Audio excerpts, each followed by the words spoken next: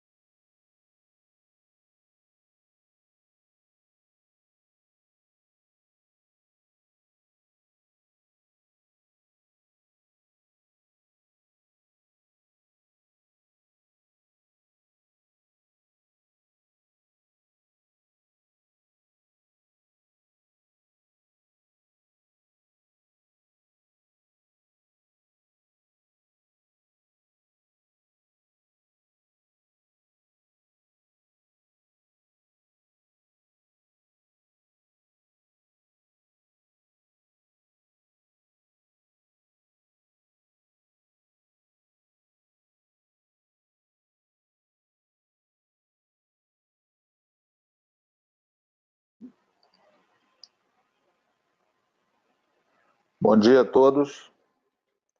Meu nome é Fernando Neri, eu sou um dos sócios da Módulo. Nós temos procurado a cada 15 dias fazer webinar com temas que nossos clientes e nossos parceiros solicitam. E encontramos agora o tema gestão de incidentes, o qual nós organizamos com 3 assuntos, né? O Paulo Dargan vai falar sobre metodologia, o Gabriel vai falar sobre robôs e canais de comunicação, e eu vou falar sobre gestão da incerteza. A nossa intenção é que cada um fale por 15 minutos, pretendemos ir até mais ou menos 11h50, e a partir daí nós vamos responder as perguntas. A qualquer momento, vocês podem preparar as perguntas e colocar na opção de perguntas ou questions que tem no próprio sistema. Muito bem. O conceito de gestão da incerteza é uma expansão do entendimento da gestão de incidentes e da gestão de riscos.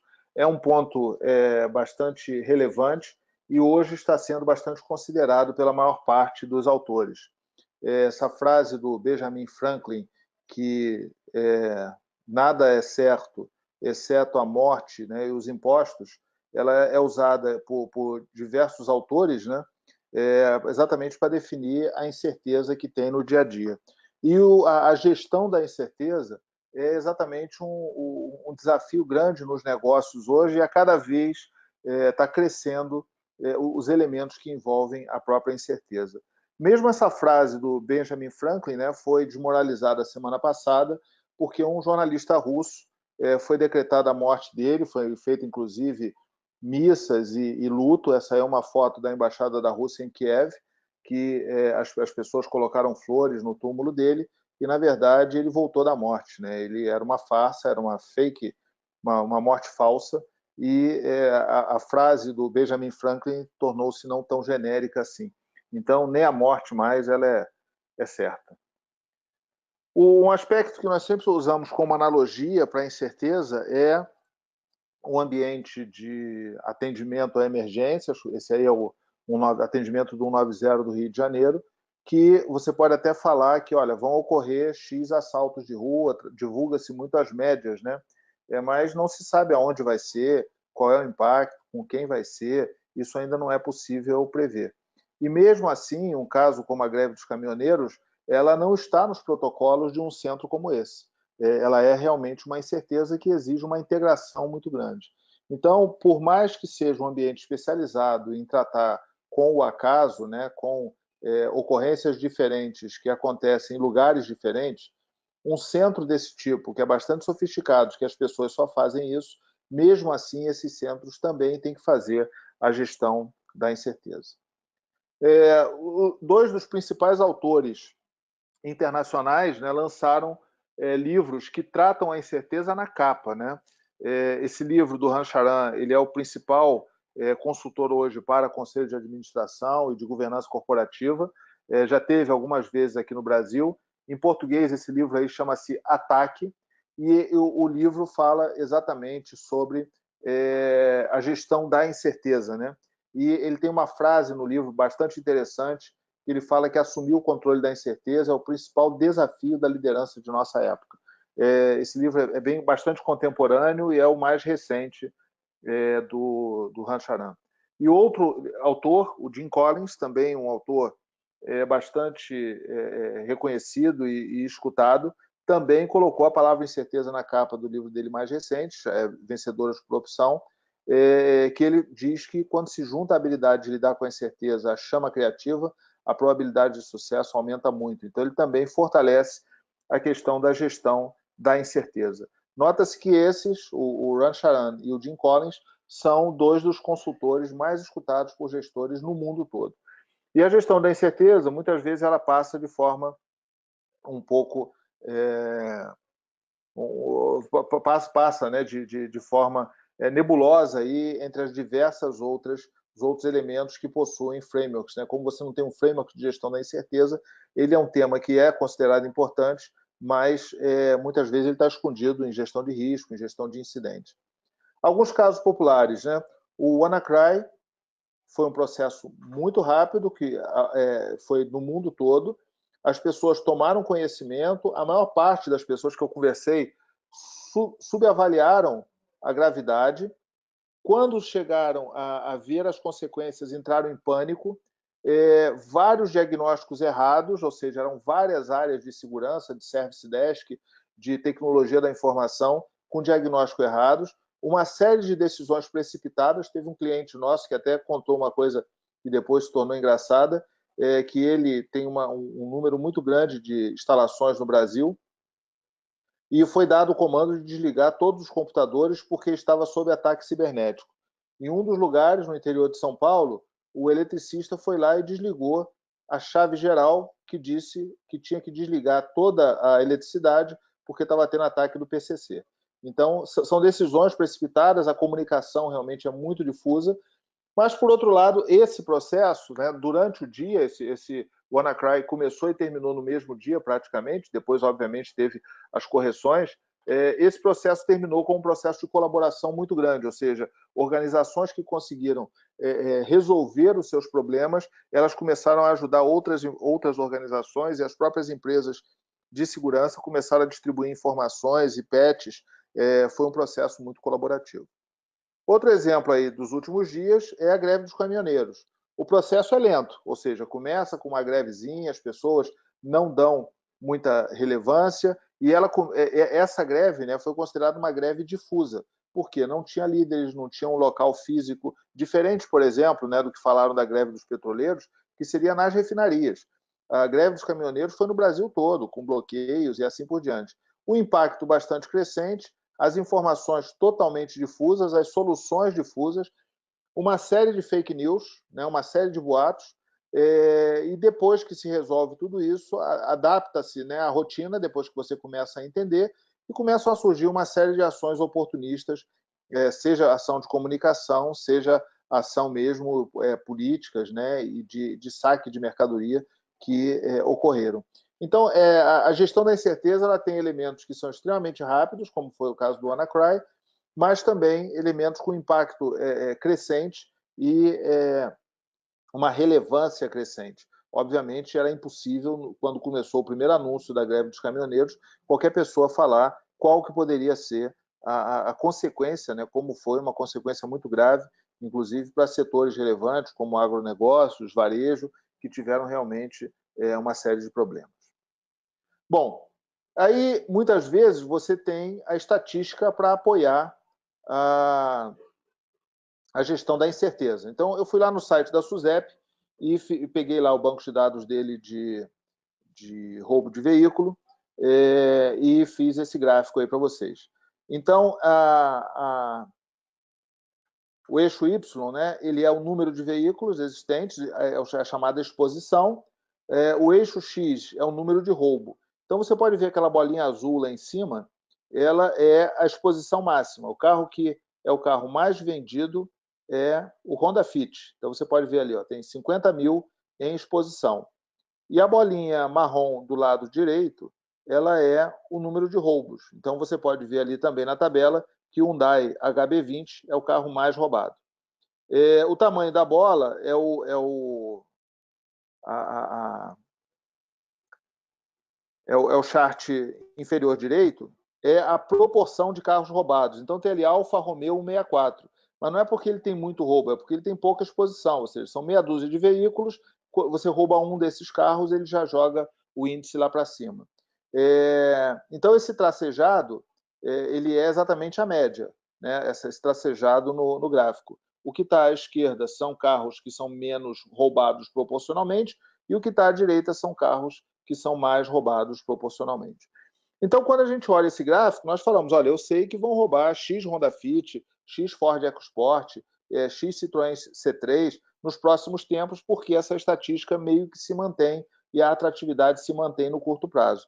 Mas o que você não sabe é quando vai ser roubado, como vai ser roubado, aonde vai ser roubado e se é o seu carro. Na verdade, essa estatística não importa muito. Aí ele diz nesse cálculo aí que 1% dos carros são roubados ou furtados, mas para você não importa se é 1, 2 ou 3, porque se o seu é roubado, já é 100% para você. Então, a incerteza, muitas vezes, ela se integra com as estatísticas, né? Mas não achando que é possível prever o futuro olhando a estatística do passado. A gestão da incerteza está na gestão de risco, na governança, na segurança cibernética, na gestão de incidentes, na conformidade, na segurança patrimonial. Todos esses são, de uma forma ou de outra, de maneira formal ou informal, ele trata da gestão da incerteza. Então, o que nós temos, né, é que esse gráfico ele mostra o registro, a rastreabilidade e a prestação de contas versus a colaboração e a agilidade.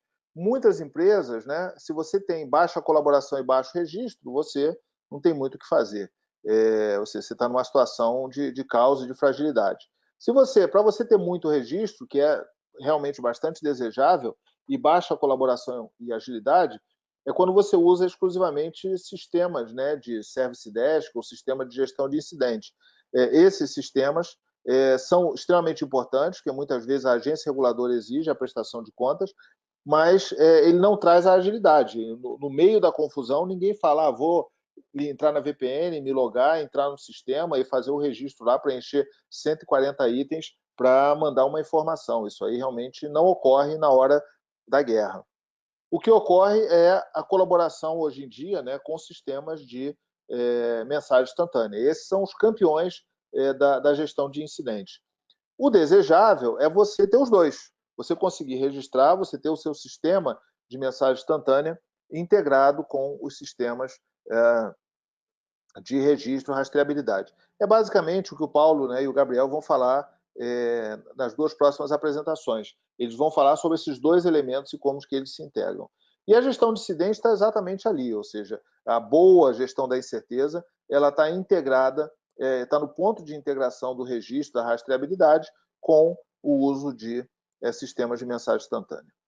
Então, vocês podem ver que na greve dos caminhoneiros, né, os principais jornais, e eu estou falando dos jornais de economia, estou falando do Valor, da revista Exame, do Jornal Globo, da Folha de São Paulo, eles falaram que o principal elemento da greve foi o WhatsApp. Então, até o Estadão colocou, criando vários líderes, o WhatsApp é o grande responsável pelo sucesso da greve. Eu acho que os caminhoneiros não sabiam que o WhatsApp tem grupos de 250 pessoas e o Telegram pode ter de até 100 mil pessoas. Então, eles conseguiam fazer isso em blocos de, no máximo, 250 pessoas e talvez a própria característica da comunicação ela muda quando você tem esse limite. Então, você, no máximo, atinge a 250 pessoas. É comum, por exemplo, lugares que fazem alerta e que ele vai organizando de 250 em 250 pessoas os grupos. Bom, o conceito, então, de risco, né, determina que o risco é o efeito da incerteza no objetivo. Então, fazendo algo simples, suponha que você quer viajar no feriado, aparece a greve dos caminhoneiros. A primeira coisa que você faz é ter a curiosidade, é o primeiro elemento quando surge uma informação, surge uma incerteza. Depois você faz a avaliação do impacto, o que pode acontecer? Eu tenho uma pane seca no meio do caminho, bloqueio, demora, ser agredido, ter prejuízo, e você vai acompanhando, né, monitorando as novas decorrências, e no final você toma a decisão, que pode ser não viajar, mudar o destino, mudar o transporte, adiar a viagem, adiar a decisão para mais perto do dia. Então, são os elementos que você trata quando você fala gestão da incerteza. Então, algo que tenha metodologia ou não, nós trabalhamos no dia a dia. E as várias regulações, você pode ver a regulação da CVM, do Banco Central, a própria norma ISO 9001, a instrução do Ministério do Planejamento e da CGU, todas elas tratam a questão da incerteza como um ponto extremamente relevante para o negócio. Então, você vê, pelo menos os bancos, as empresas abertas, as estatais, com a Lei 13.303, as empresas de governo e as próprias empresas que estão preocupadas com qualidade, elas tratam nas melhores práticas e nas regulações a incerteza. O combate à incerteza, né? Ou seja, a incerteza é o contrário de certeza. É o quê? É o conhecimento, são as informações, o monitoramento, a liderança, a capacidade de liderar com informações, os canais de comunicação, e é um processo que precisa ser automatizado, porque o outro lado, né, ele é extremamente automatizado. Seja a greve dos caminhoneiros que estava trabalhando com o WhatsApp de uma forma colaborativa, não necessariamente você tinha quem estava administrando a greve dos caminhoneiros, trabalhando com tanta colaboração e tanto ímpeto, usando o sistema de mensagem instantânea. A incerteza e os incidentes, normalmente, eles vêm em série, né? Então, você precisa ser acionado em algum momento. Você escuta o barulho, vê a fumaça, vê o fogo e o prédio pegou fogo. Ou seja, em qual momento que você vai agir, em qual momento você quer ser alertado, em qual momento você vai ter a sua reação. Então, olhando uma linha de tempo, nós podemos considerar que a gestão da incerteza é um eixo incerteza versus tempo, que você está monitorando o tempo todo. Quando tem uma ocorrência, você tem uma fase de desconhecimento, que é quando você não sabe que a ocorrência teve, ou a gravidade dessa ocorrência. Aí você tem o início da gestão da incerteza, quando você sabe, avalia o impacto e diz que aquilo ali realmente é algo grave. Você aumenta o monitoramento, ou seja, você passa a monitorar mais, tem a metodologia, tem a software ou não, você aumenta o monitoramento e você passa a preparar os seus recursos, a fazer a sua decisão, a dar a sua resposta, até que no final você prepara a volta à normalidade e gera as suas lições aprendidas. Então, esses são os elementos, né, uma linha do tempo para a gestão da incerteza. Nós podemos considerar também que isso está totalmente integrado com a governança. A governança prevê o desenho de uma estratégia. Essa estratégia ela tem uma faixa de erro, que são elementos conhecidos, procedimentos operacionais padrão, resposta, plano de continuidade de negócio, e tem também uma faixa do imponderável, e cada vez mais a faixa do imponderável está crescendo. Você também monitora esse processo, toma decisões baseadas na informação do monitoramento, toma decisão baseada nas ocorrências que estão fora do seu planejamento, fora da sua estratégia, e alimenta a estratégia com o monitoramento. Então, é um modelo, né, que está totalmente ligado com a governança. É o que eu falei para vocês. Tenha método ou não, tenha sistema ou não, você sempre vai estar ligado na gestão de incerteza. Então, quais são as ações, né, para passar agora a palavra para o Paulo e para o Gabriel? Para você gerir incerteza, você precisa ter um sistema de gestão de incidente forte. Ou seja, a incerteza precisa ser um elemento dentro da sua gestão de incidentes. Você precisa monitorar, você precisa ter sistemas que monitorem, você precisa ter modelos, canais de comunicação que monitorem. Ter a chamada consciência situacional, um termo muito usado pelos militares, você saber o que está acontecendo e saber o nível de gravidade. Nota que em toda essa greve de caminhoneiro não apareceu na televisão ninguém que esteja administrando com um mapa na frente com os locais de bloqueio, o que seria esperado ou natural. Trabalhar com canais de comunicação, ter, né, instrumentos para tomada de decisão, para reação e resposta, e, obviamente, ter um processo de melhoria contínua, mesmo quem não tinha um plano de continuidade após a greve dos caminhoneiros, vai pensar em criar, no mínimo, plano de contingência e procedimentos operacionais padrão. Então, basicamente é isso. Agradeço a atenção. Lembro a todos que vocês podem fazer perguntas pelo sistema. Basta clicar e encaminhar a pergunta para a gente, nós vamos responder no final. Muito obrigado. Até uma próxima vez.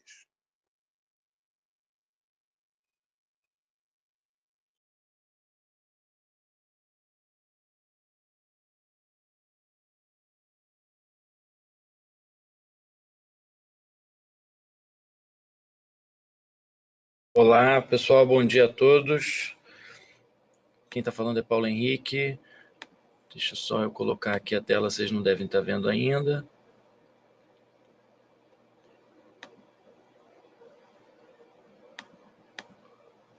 Pronto, agora sim. Quem está falando é Paulo Henrique Dargan, sou um dos diretores da Módulo.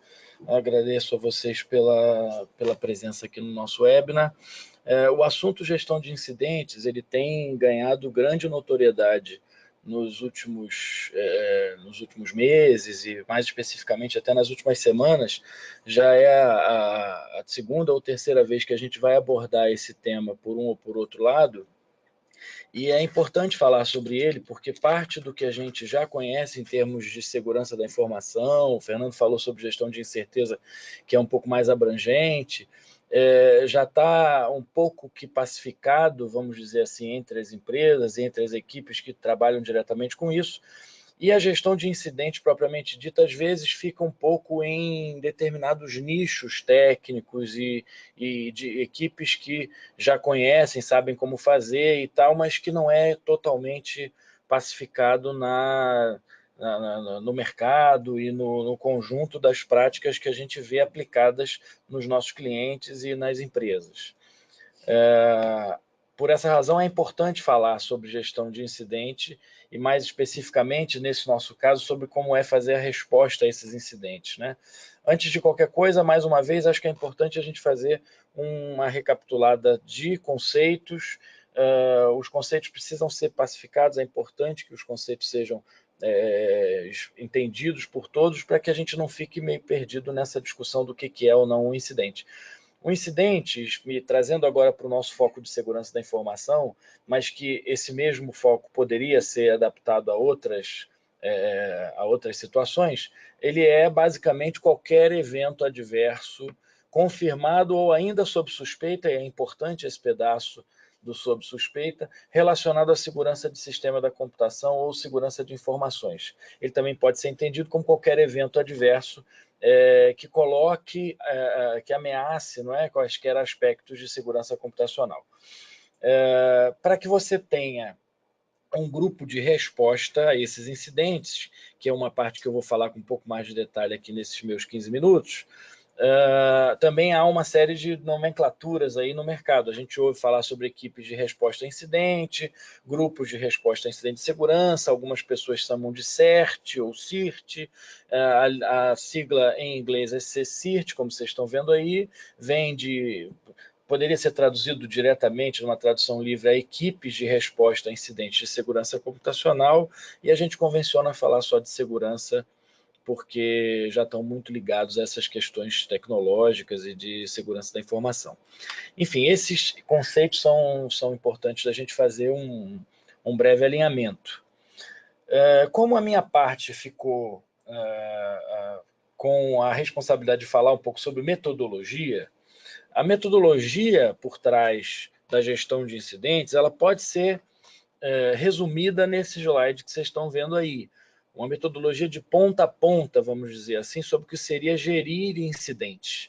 É claro que em 15 minutos eu não vou conseguir falar sobre todos esses pontos, e a gente fica à disposição para continuar conversando com vocês, como eu já tenho falado com muitas pessoas que nos procuram pelo LinkedIn após esses vários webinars, mandam mensagem, pedem as apresentações. A gente está à disposição. O que seria fazer gestão de incidente num resumo que caiba em 15 minutos?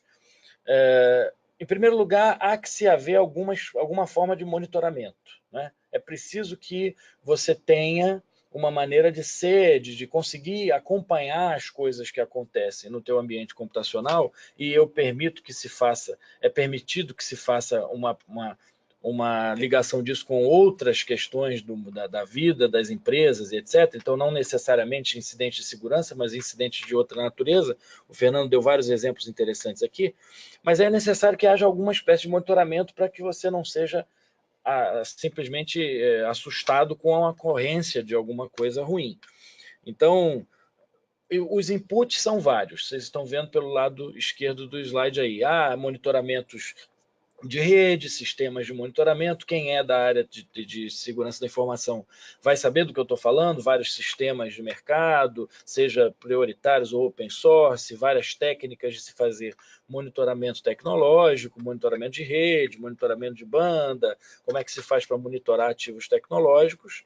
Hoje em dia, com todos nós, a maioria, né, das empresas caminhando para a nuvem, a gente tem ferramentas muito sofisticadas de monitoramento já nas plataformas disponíveis na nuvem, e a gente consegue fazer esse acompanhamento quase que em tempo real de muita coisa.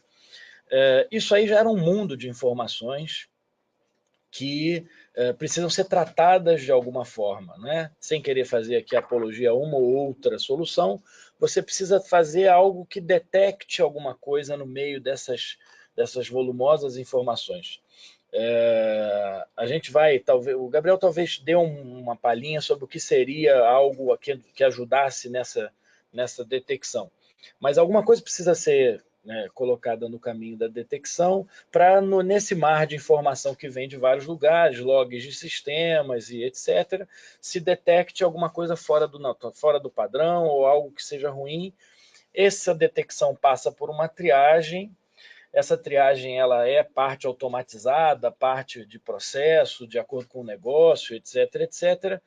E isso tem que culminar numa resposta, né? É preciso que se faça uma resposta.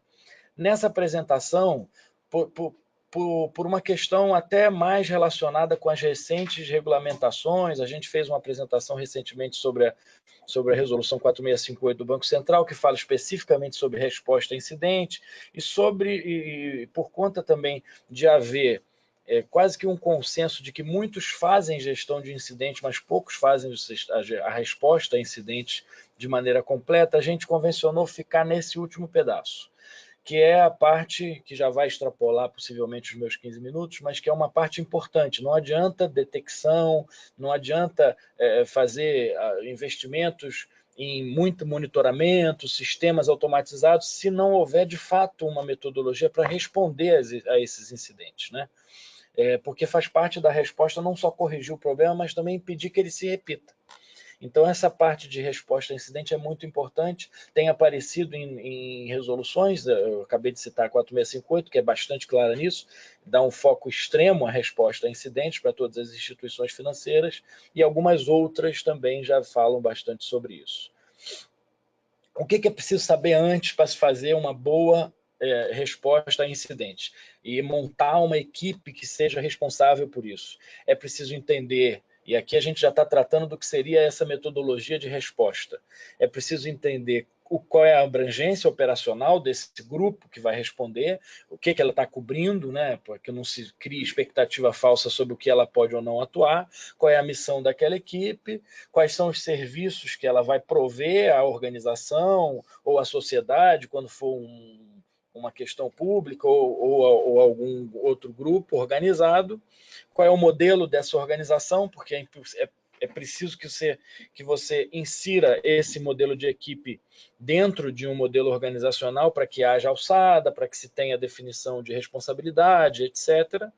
E quais são os recursos que essa equipe vai utilizar. Então, antes de qualquer coisa, se você está no caminho de montar uma equipe dessa, é preciso saber essas coisas e discutir essas coisas. E aí sim, uma vez sabido isso, é preciso preparar essa equipe para desempenhar este resumo do que seria uma metodologia de resposta a incidentes.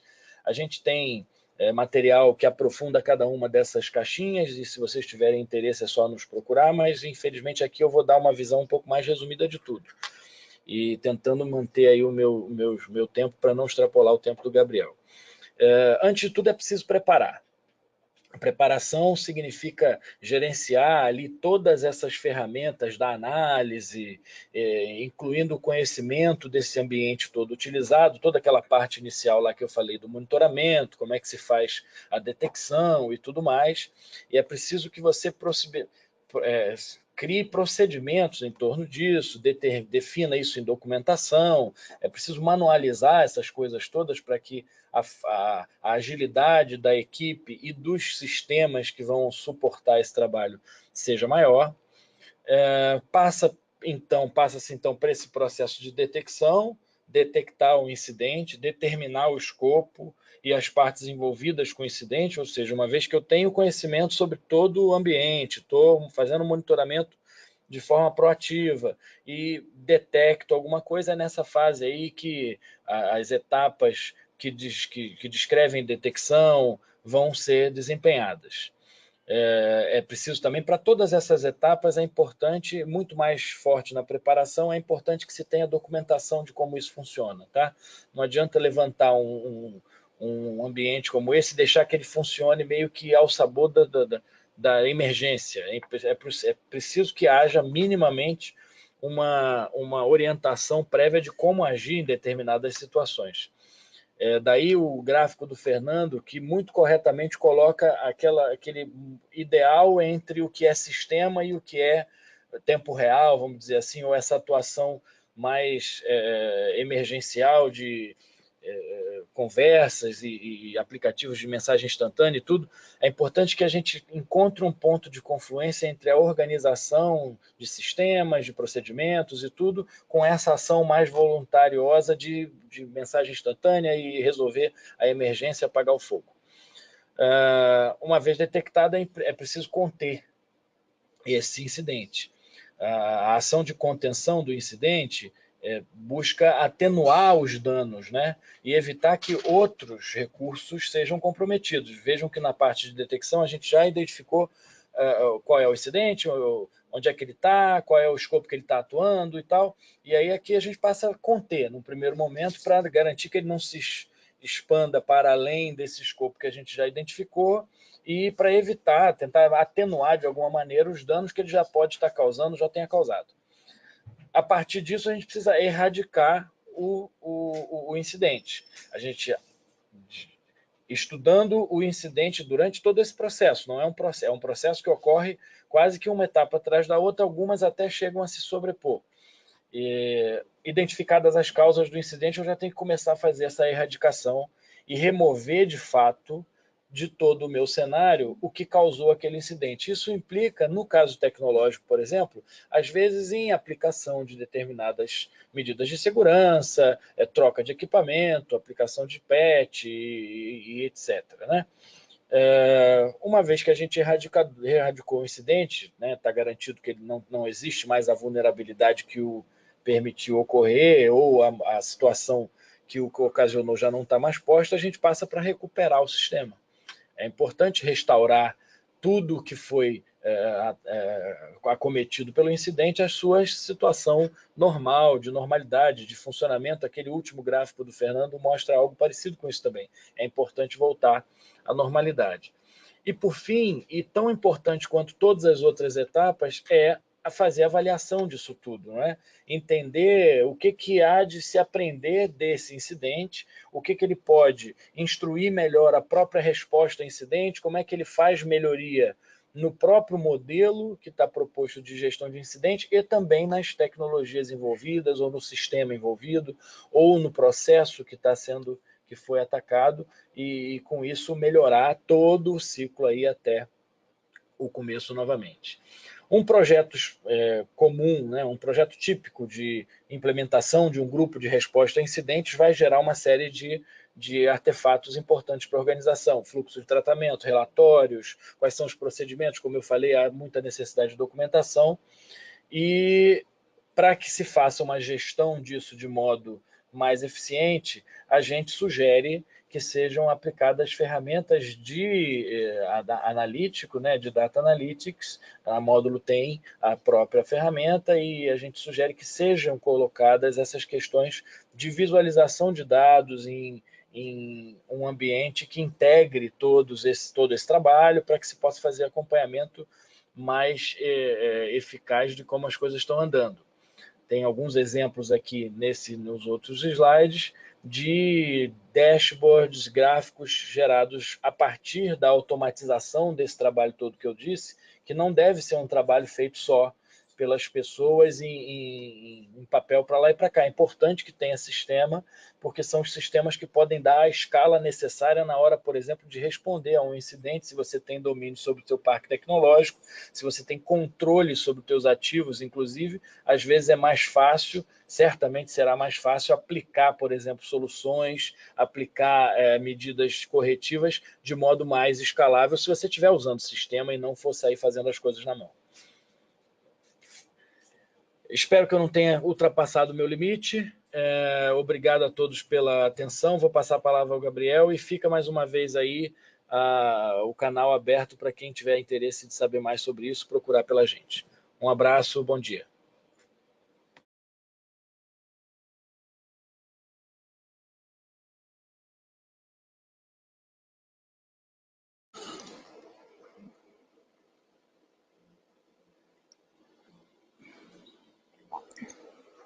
Oi, bom dia. Eu sou o Gabriel, fundador da Trust, empresa do Grupo Módulo. Queria agradecer a presença, primeiramente agradecer a presença de todos aí, e também agradecer a Módulo pela oportunidade de estar falando aqui nesse webinar. Eu vim aqui para falar um pouco sobre os robôs, né? E como esses robôs ajudam em todo o processo da gestão de incidentes, né? Primeiramente, falando rapidamente sobre a empresa da Trust, crescer há 5 anos, nascemos na PUC, ficamos um tempo incubado no Gênesis, e sempre fomos uma empresa voltada para a inovação. Então, ganhamos diversos prêmios como Hackathon, já da PUC, do Rio, uma das startups de destaque do Startup Rio, acelerados pelo Inovativa Brasil. E começamos lá atrás como uma empresa voltada para desenvolvimento de aplicativos móveis sob demanda, né? Qualquer projeto que demandasse um app, a gente desenvolvia. E a gente queria, em algum momento, gerar um produto para poder escalar esse produto. E um dos projetos que a gente fez foi um mensageiro corporativo para a Copa do Mundo, em parceria com a Módulo, onde o foco ali era fazer com que as pessoas do Centro de Comando e Controle mandassem mensagens para a equipe de campo, como bombeiro, polícia, etc. E aí a gente gostou muito desse produto e decidimos transformar ele no produto da Trouxa, o Zapper, que começou como isso, o mensageiro que as pessoas se comunicavam entre si, mas logo evoluímos e começamos a ver que essas pessoas podiam se comunicar com os sistemas, com a internet das coisas dentro da empresa, sensores, e esses sistemas também se comunicavam entre si e mandavam mensagens para essas pessoas dentro do próprio aplicativo. Então, a gente começou a ver e vender para alguns clientes e começamos a ver que, na verdade, acabava tendo uma resistência para as pessoas utilizarem o Zapper, porque as empresas não queriam deixar de usar o seu mensageiro já oficial para criar um novo mensageiro e começar do zero. Então, a gente fez um movimento ao invés de ser um mensageiro que tinha essa arquitetura de robôs para integrar os sistemas, na verdade, a gente trocou e criou um sistema de chatbots, né, de robôs, que por acaso tem o seu próprio mensageiro, caso seja de interesse. E então, dentro do contexto, né, desse Meta Framework da ISO 31000 de riscos que o Fernando e o Paulo aqui explicaram, eu vejo os robôs ajudando muito em alguns pontos específicos, principalmente na análise de risco, né, a questão da entrada de dados, responder essas entrevistas, coletar essas informações de forma automática e ótima, e também nas integrações, no tratamento desse risco, da comunicação e no monitoramento, integrando os sistemas, dando agilidade nessa comunicação, principalmente recebendo alertas em tempo real. Fazer um cenáriozinho aqui onde você fictício, você tem já tem toda a metodologia implementada, já tudo funcionando, então um centro de comando e controle já com todos os softwares tops de linha para fazer a gestão dos incidentes, e o prefeito, né, dessa cidade fala que não vai ter nenhum acidente de trânsito por sinal quebrado, porque assim que eles souberem, eles vão fazer o melhor tratamento possível, de acordo com a metodologia, e eles têm aplicativos, e então as pessoas vão poder reportar esses problemas via aplicativos, e eles vão saber e vão resolver o problema. Então, de fato, a dona Célia viu o sinal quebrado, foi reportar para a prefeitura, né? E o resultado foi que, de fato, aconteceu a batida do carro, o prefeito ficou sem entender porque não ficou sabendo que aquele sinal estava quebrado, e, na verdade, a dona Célia ficou sem pacote de dados do celular ou sem espaço para armazenamento. Porque os aplicativos, né, são muito bons, são muito legais, a gente quer fazer o aplicativo, mas ele tem o problema de ocupar muito espaço no disco. Até o Itaú, um gigante que quer fazer um aplicativo, fez aquele comercial do seu filho, né, te mandando um vídeo falando: não me apaga, pai, não me apaga para baixar um aplicativo.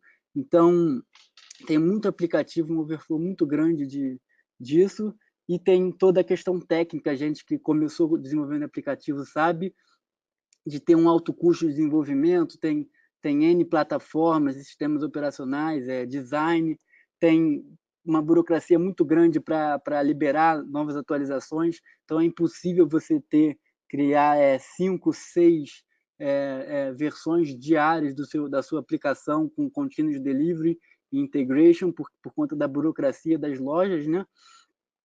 E as pesquisas já apontam que 85% das pessoas, por mais que tenham muitos aplicativos, elas gastam nos mesmos 5 aplicativos de uso pesado aí. Então, eu acho que a sacada é que, na verdade, quando você constrói aplicativo, você constrói todo o seu back-end, constrói todas as integrações com seus sistemas para as pessoas ver, e você simplesmente cria a interface. Essa interface pode ser um site, pode ser um aplicativo, mas é altamente recomendável que inicialmente seja um robô, um chatbot, através de uma interface de conversa, onde você consegue validar essas funcionalidades e depois você vai criando essas outras interfaces para o usuário, conforme você vai vendo. Então, hoje, os robôs são os novos aplicativos, né?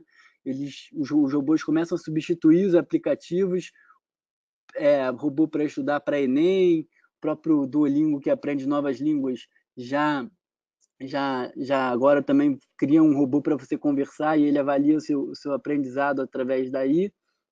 Então, E a gente começou a ver que esses robôs eles conseguem integrar e você consegue começar a fazer link, né, dos seus sistemas, de quem é aquele usuário que está falando com aquele robô.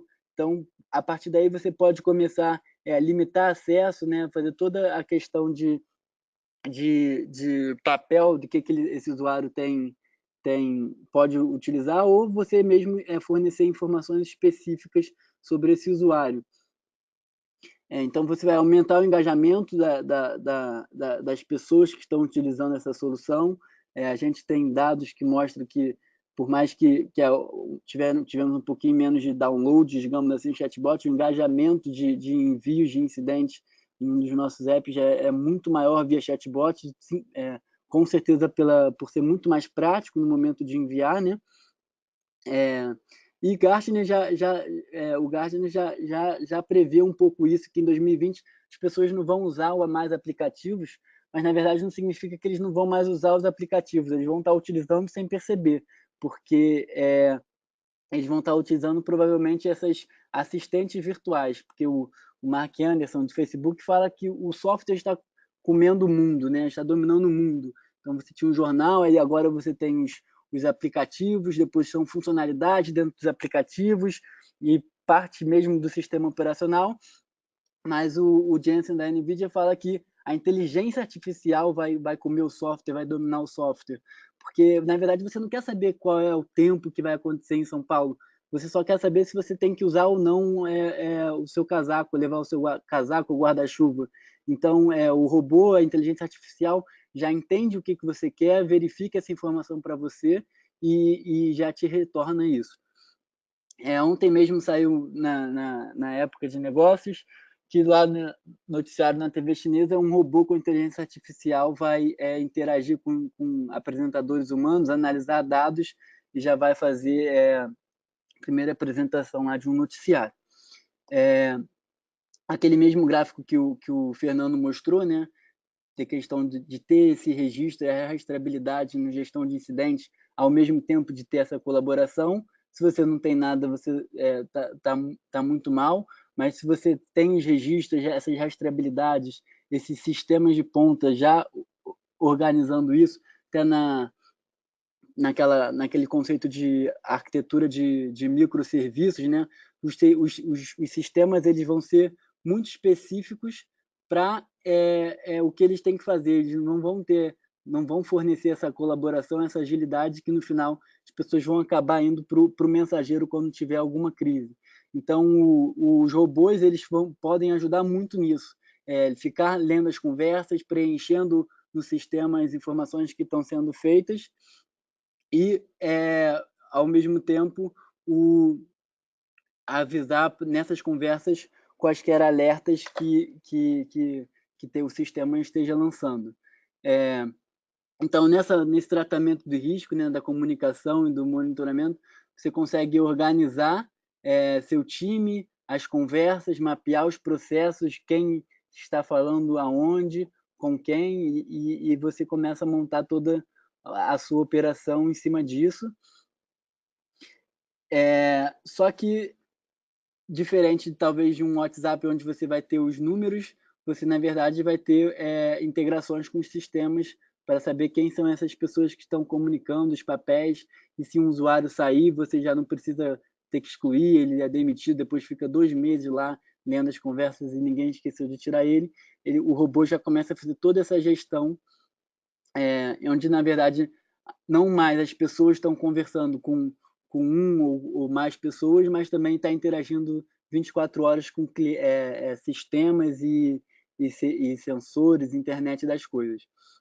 Então, esses robôs passam a entrar nessas conversas e gerar, através dos sistemas, essas novas visualizações, né? Então, que, por exemplo, todos os incidentes reportados via Telegram aqui já vão pipocando no mapa, tendo essa visão, também nos dashboards que o Paulo e o Fernando mostraram muito bem. também tem poder visualizar isso depois, o próprio sistema ter o seu próprio aplicativo para visualizar isso, mas é basicamente as equipes se comunicam por meio de mensagens instantâneas, o robô fica ali enviando alertas e captando essas informações e preenchendo no sistema. E aí você pode incrementar potencializar essa solução com inteligência artificial, reconhecimento de imagem, o que tem naquela imagem, e começar a melhorar e cada vez mais toda a solução. Tem diversas aplicações, né? Grandes eventos, equipes distribuídas, gestões de incidentes de crise. Então, é basicamente isso. Você mapeia esses processos e quer saber quanto tempo tem de férias. Ao invés de perguntar para uma pessoa de RH, você pergunta para o robô e ela te informa essa informação. Eu quero pedir estorno, ao invés de esperar meu chefe entrar, eu aviso que o sistema avisa o chefe ele aceita, então ele integra toda essa comunicação, e o processo não só interno, onde envolve os colaboradores, mas também clientes e terceiros. Então, se na verdade for uma seguradora alguém querendo solicitar um reboque, o robô atende, vê o GPS, vê quem é o reboque mais próximo e coloca na conversa para que eles se comuniquem. Sensores, então, clientes nossos já até falaram que aconteceu recentemente, tem lá o sensor com um chatbot que avisa quando a temperatura vai cair de um determinado temperatura, e avisa as equipes responsáveis que foram lá e trataram exatamente o ar-condicionado que tinha quebrado. Coleta de informações, não precisa mais envelopar, mandar para correio, depois reunir essa informação, digitalizar manualmente e só aí ter os resultados. Em tempo real, as pessoas vão respondendo e você vai tendo essa informação no seu dashboard, tendo essa visão situacional. Tem uma demozinha aqui que eu vou passar, mas é basicamente isso. A mensagem que eu acho que os robôs podem ajudar, né? Não são mais os softwares que estão automatizando os processos, mas a inteligência artificial, principalmente nessa parte de input de dados, né, nos sistemas de registro, de reporte de incidentes, mas também na comunicação da equipe para resolver esse problema. Muito obrigado. Acho que agora vai para perguntas.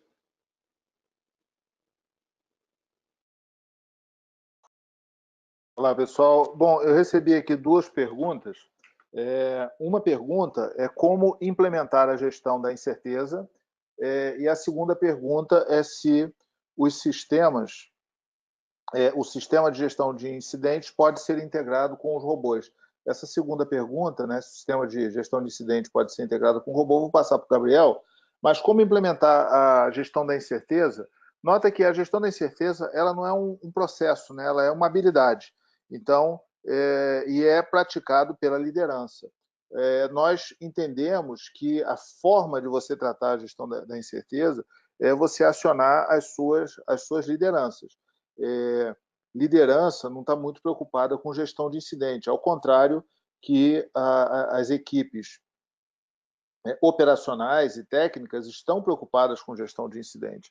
Então, eu diria que a gestão da incerteza é o conjunto das gestões de incidente que existem em várias áreas. Então, é muito comum, quando se fala gestão de incidente, pensar no ITIL, ou seja, trazer para a zona de conforto das equipes de tecnologia da informação. Mas eu até mostrei alguns regulamentos, né, que mostram que a gestão de incidente é uma preocupação, sim, de negócios, tanto que as normativas estão exigindo gestão de incidentes, estão exigindo gestão de riscos, mas o que a alta administração enxerga é a questão da gestão da incerteza. E a definição de risco é o efeito da incerteza no objetivo. Então, gestão da incerteza é uma habilidade, não é um processo, não é um projeto. Então, essencialmente, nós fizemos um projeto que envolvia o Comitê Olímpico Internacional e eles tratam com esses parâmetros que estão aí na tela de vocês. 1%, quando você olha, né, eles chamam lá de issue, né, mas vou chamar de ocorrências, quando eles olham as ocorrências, eles consideram mais ou menos essa estatística. 90% é resolvido pela ação no local onde acontece. Ou seja, se é porque são pequenas, ou porque os recursos existentes são suficientes, ou porque o impacto é só no local, ou porque existe um procedimento operacional padrão.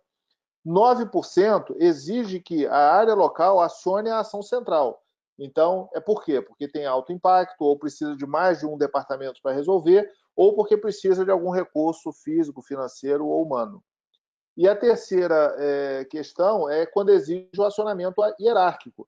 É o caso do WannaCry, porque quando você fala vou desligar todos os meus servidores, você precisa de uma autorização, não basta, porque você precisa saber o que está rodando, qual é o impacto no negócio. Então, você precisa de uma autorização, por mais que seja uma questão técnica. E, além disso, o próprio acionamento hierárquico é quem se responsabiliza e quem toma a decisão.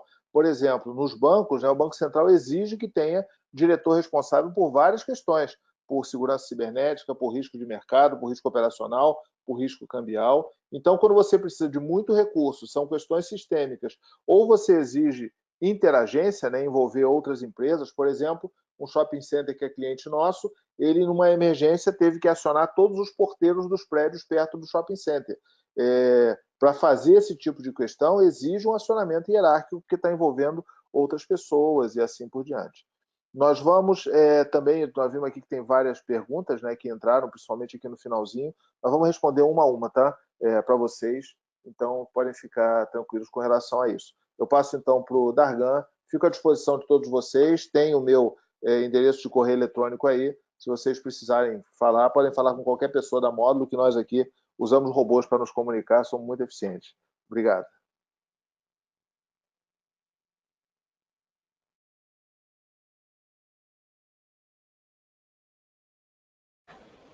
Oi, pessoal, voltando aqui, entraram algumas perguntas aqui realmente no finalzinho que eu não consegui nem ver ainda, mas tem uma que é sempre feita nessa coisa de gestão de incidente, que é qual é o tamanho de um projeto para implementar a gestão de incidentes.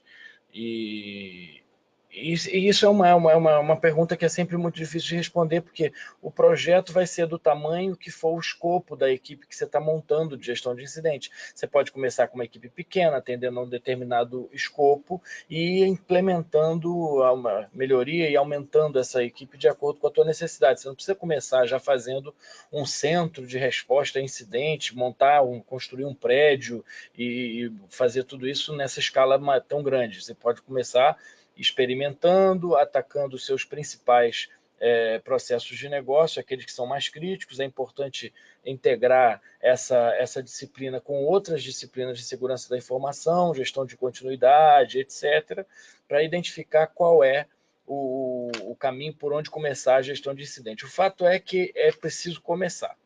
E aí a gente pode ajudar com isso, desde o processo de identificação de como fazer, a adequação para o modelo de negócio específico de cada companhia e até mesmo a consultoria para escrever os procedimentos e operar o centro de forma completa. Qualquer interesse adicional em relação a isso, vocês podem procurar a gente. Eu vou passar para o Gabriel, que tem uma resposta mais interessante para dar aí em termos da integração com os robôs.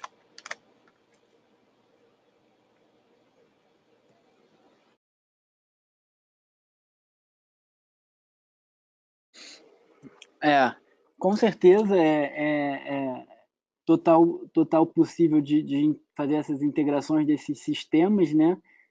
A gente, desde a época que a gente trabalhou lá na Copa, tivemos esses grandes desafios de integrar muitos sistemas. Tem sistema que tem API para REST, tem sistema que é banco de dados. Então, a gente tem uma capacidade boa de fazer essas integrações, né, dos robôs, e onde, na verdade, como eu falei, você pode ter esses robôs reunindo essas informações, né, verificando, lendo ali o que as pessoas estão comunicando vendo se tem alguma coisa que importa ir populando no sistema, como também a volta, né? Então, alguém fez algum registro de incidentes, conforme essas coisas forem avançando no sistema, no tratamento desse incidente, ele também envia essa resposta para essa pessoa, notificando que o estado agora é esse, ou está faltando uma informação específica, também encurtando essa conversa e aproximando, né, as pessoas que estão reportando esses problemas com a equipe que está tratando, para que essa informação seja ainda mais ágil. Eu vi também uma outra pergunta aqui que foi feita, se na gestão da incerteza, né, de habilidades, os robôs têm capacidade de lidar com os fake news, né? Eu acho que é muito legal essa pergunta, inclusive nesse momento que as fake news bombam e crescem, né, elas são disseminadas muito rápidas. Você pode hoje colocar um robô, né, para receber essas informações. Então, se for no mensageiro, no WhatsApp, para receber essas informações, caso você suspeite, você redirecione para esse robô e você cria, junto com aliado à inteligência artificial, né, você começa a primeiro setorizar, categorizar sobre o que é essa notícia, o que ela está falando, né, para saber qual é o risco para quem está oferecendo, e começa a criar um outro algoritmo baseado em maneira que foi escrita, quantidade de rapidez que ela está evoluindo na rede, e você consegue inferir, né, com alguma precisão a chance dessa notícia ser fake ou não. Acho que essas perguntas.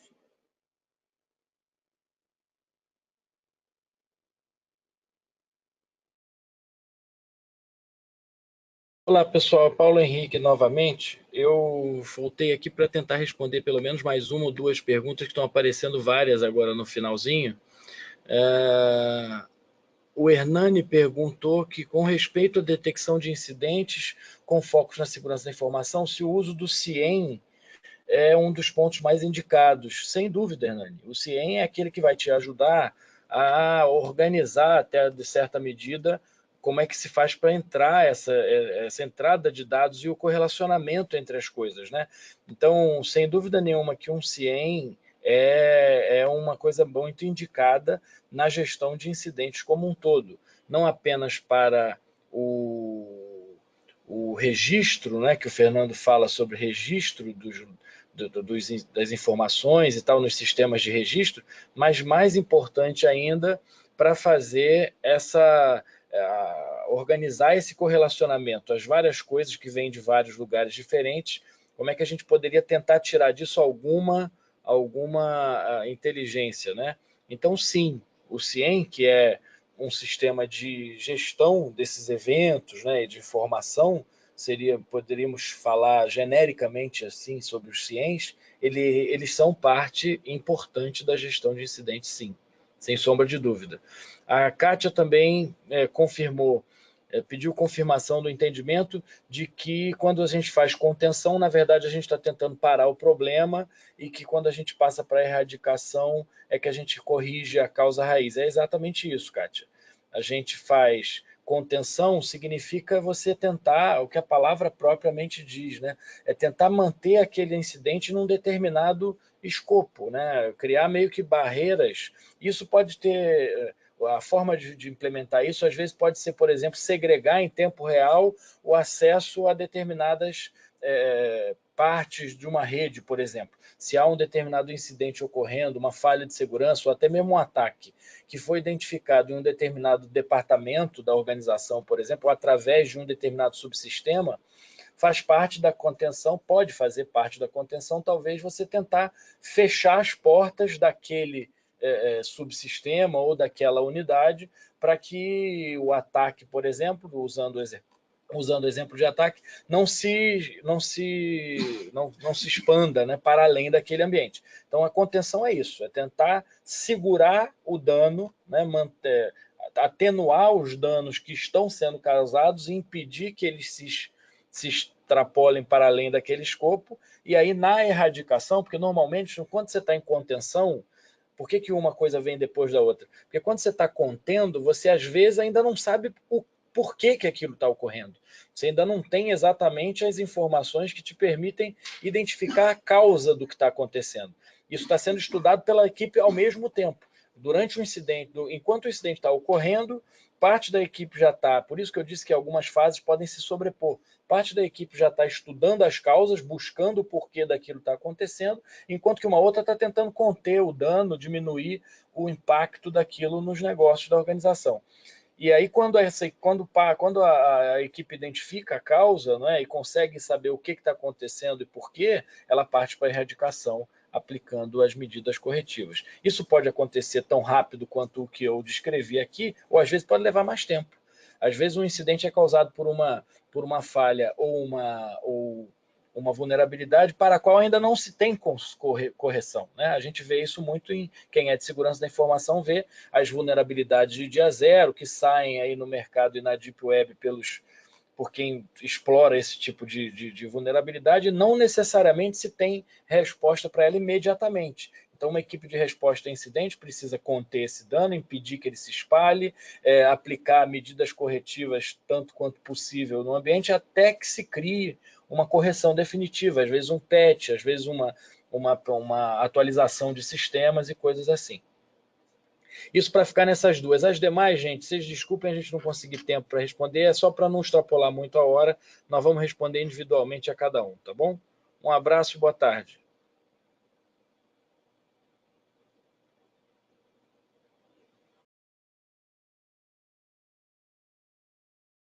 Pessoal, agradeço a presença de todos aí nesse dia espremido aqui pelo feriado. Tivemos uma presença muito boa. Se vocês quiserem que nós façamos apresentações aí para a equipe de vocês podem reunir a equipe e nós tratarmos alguns assuntos. Contem conosco aí em qualquer dúvida que vocês tenham. E, mais uma vez, agradeço a presença de todo mundo. Tivemos casa cheia também, mesmo nesse feriado, essa ponte de feriado. Então, ficamos à disposição. Um bom fim de semana para todos. Obrigado.